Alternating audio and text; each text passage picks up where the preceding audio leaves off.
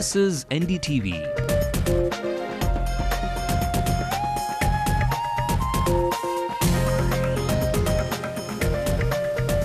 And you're watching Ndtv-Hindu.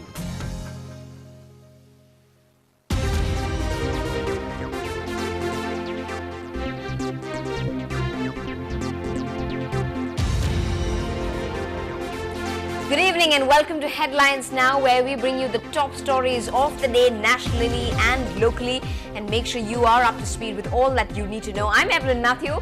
Tonight on the bulletin, we're discussing the complexity around the greenfield runways that's all set to come up in our city. The airport in Sri Perumbudur, will it ever finish? Is it going to be a good, bad or an ugly idea for our city? And discussing that tonight on Headlines Now with me is the Secretary to the State of the Transport Department, Mr. Atulya Mishra. But before we go to him in just a bit, let's take a look at all that's making news tonight. These are our top stories.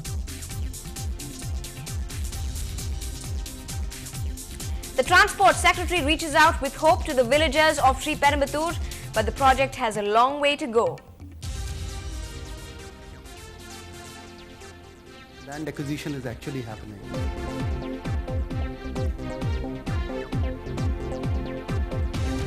The Chief Minister plays the Good Samaritan, offers to pay for the treatment of law student Ashok Kumar. It may be the survival of the fittest, but small-time vendors want the centre to do away with their competition, the FDI.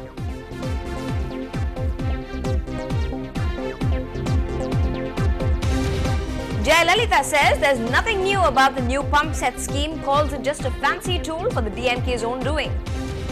And if it were not just the Brits those old days, meet the stoned Indian man in pinstripes from Old Madras. Let's also take a look at all that's making national headlines. The Yamuna floods low-lying areas after non-stop rains, and the capital Jharkhand's drought hit farmers right to the president for permission to commit suicide.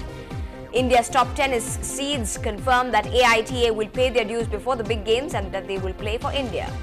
Yuki Bambri's silver medal takes the Indian tally at the Youth Olympics to 4 on day 4, but the tennis ace retires hurt.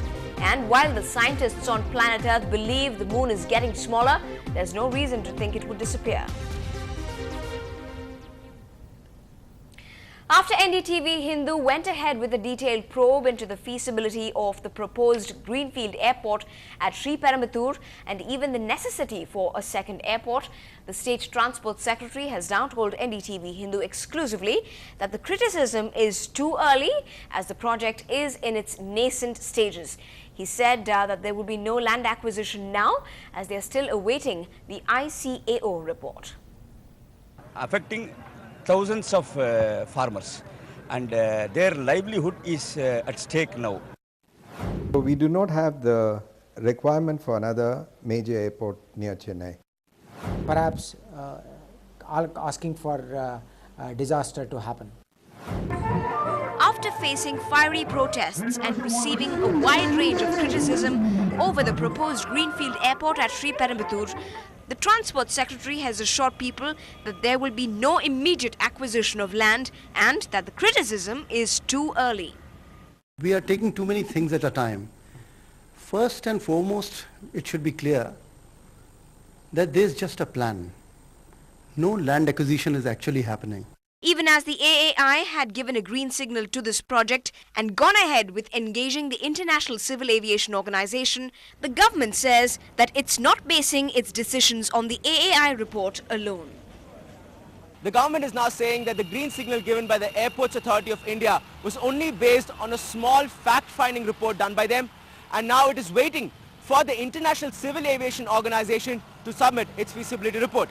So pretty much, for now, the fate of this project lies with the International Civil Aviation Organization. With camera person Sagaya Raj, Ramanathan for NDTV-Hindu. And joining us on Headlines Now tonight is Mr. Atulya Mishra, the Secretary to State of the Transport Department. He joins me tonight. Mr. Mishra, welcome to the show, sir. My first question to you is, there is a wide range of criticism for the proposed greenfield airport, but farmers are crying foul as they fear their land may be snatched away from them. How do you respond to that? One thing is we would like to clarify that no acquisition is happening. We don't even know what will be the exact location of the airport. Only a pre-feasibility study is being done by an international agency called ICOA, which is engaged by the Airport Authority of India, to find out whether it is worth or whether it will be correct or whether it is feasible to have an airport at Sriperumbudur. And we are at that stage alone. Criticism for this project also comes from many of the intellectuals themselves, be it civil aviation experts or ex-army men. In fact, naval experts believe that this airport would be too close to three other air bases, the Chennai airport, the INS Tambaram and the INS Rajali, which is of course a naval air base. But many people are saying that this project is not just too safe enough. Mr. Mishra, do you believe there could be a fatal logical inconsistency with the government's proposal?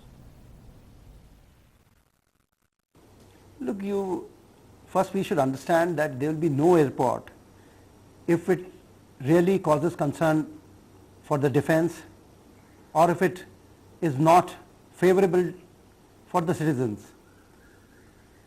But any airport if you have, you will require some kind of a land acquisition.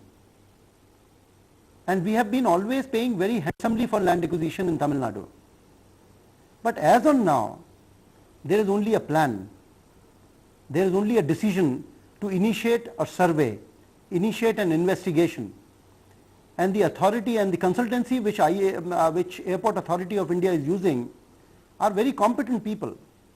They are internationally renowned agencies to find out where an airport should be existing at a particular place.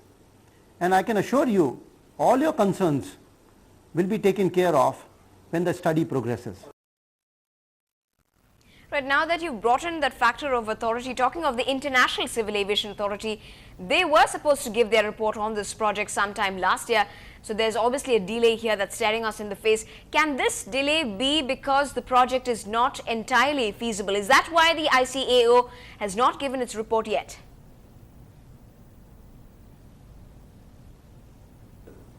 No, the delays were on totally different grounds. Normally what happens is when a survey like this is done or a study like this is conducted, there has to be some kind of a financial commitment. We had been always saying that it is the Airport Authority of India which should be in a position to bill the consultant. And that is what really took a little time, that what will be our financial model to do this study. Once it was decided that Airport Authority of India will be doing the study, they had to find and search for a good consultant. ICOA also, once they have been provided the study work, they have to find out local agencies which can assist them and help them for doing various investigations. So what delay has been caused is not something because there is a problem there. There have been some kind of an administrative reasons also, and there have been reasons because it's a very vast area. You have to survey something like 7,000 acres of land. You have to prepare the logistics to do so, and of course in due process you also have to take care of various concerns which are coming while you are doing the study. Right, Mr. Mishra, but my last question to you before we let you go, something perhaps that's on a lot of minds of the viewers as well. When Chennai already has an airport which is not even being used to 50% of its capacity according to experts, why then do we need another airport? Why are we looking at spending so much more money into building a second airport?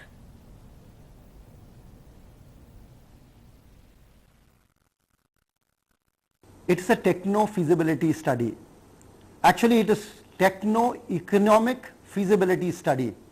So what you are saying at this moment is what exactly is being examined. The ICOA is examining whether there is a need for a second airport. They are also trying to examine what should be the canvas of the second airport. They are also trying to find out whether it will be able to gel with the current airport. And they are also looking at some long-term plans. How will be the aviation scenario 20 years hence?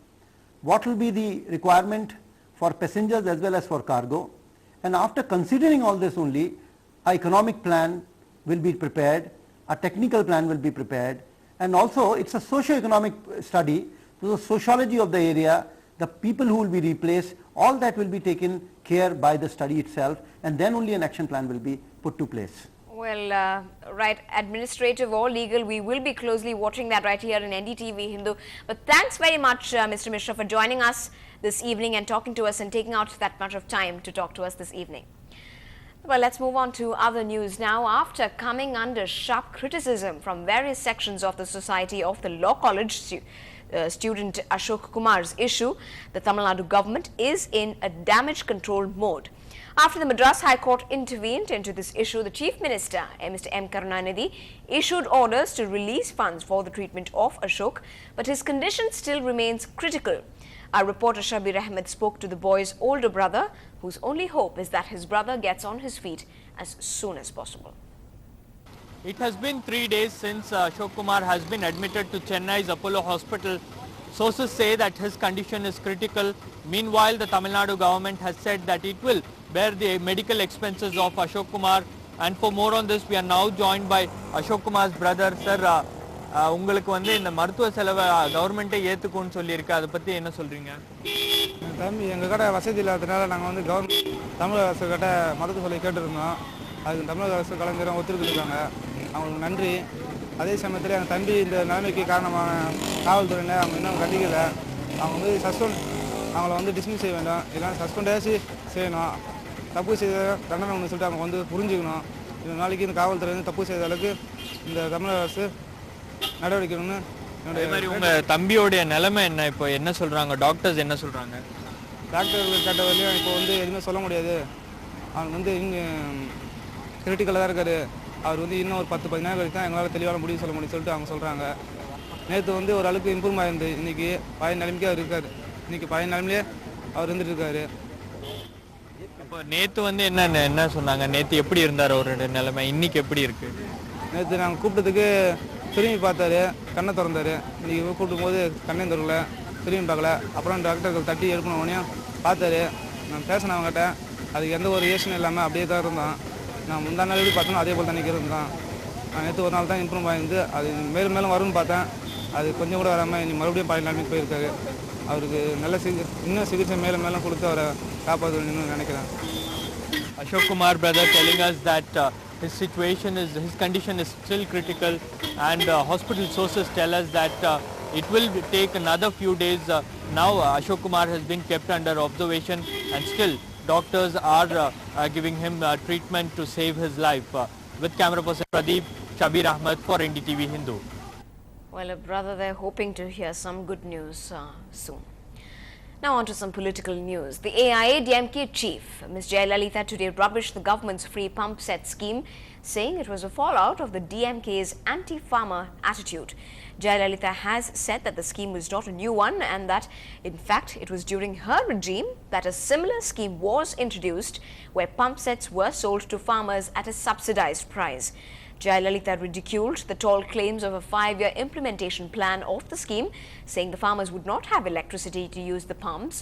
She said that instead of resolving the power crisis and water disputes in the state, fancy announcements like these would help no one. She also charged the DMK's men of depleting the groundwater levels by continual sand quarrying in the state. More news from the city. There was a sense of being threatened for the small-timers of the city. It was an attempt to make a loud statement by the small vendors here in Chennai as they gathered in large numbers to oppose foreign direct investment in retail sectors.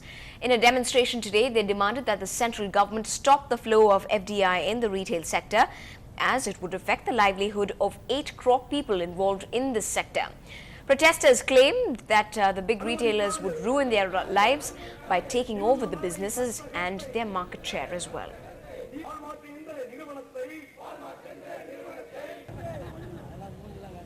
The UPA government is proposing to allow foreign direct investment in retail trade. If the FDI is allowed in retail trade, it will ruin the lives of 8 crores of people involved in retail trade.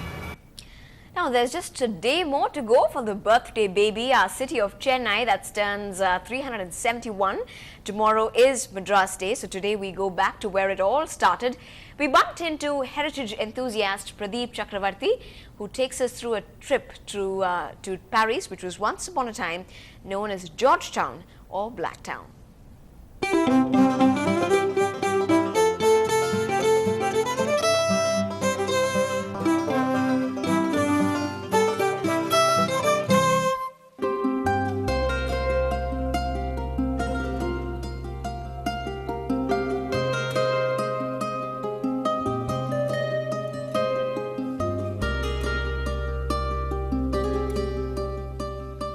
Chennai's Kapalishwara and Parthasarathi temples may steal all the limelight, but tucked into the narrow lanes of the city's bustling Paris corner are the Chenna Kesava temple and the Chenna Malleswara temple, considered the official temples of Madras. But how did this come to be? The East India Company was formed to get pepper for themselves at a cheaper price. But when they came down to Madras, they found out that cloth was even a more profitable thing to deal in. And they figured out that it's not enough for just having these kind of relationships with weavers.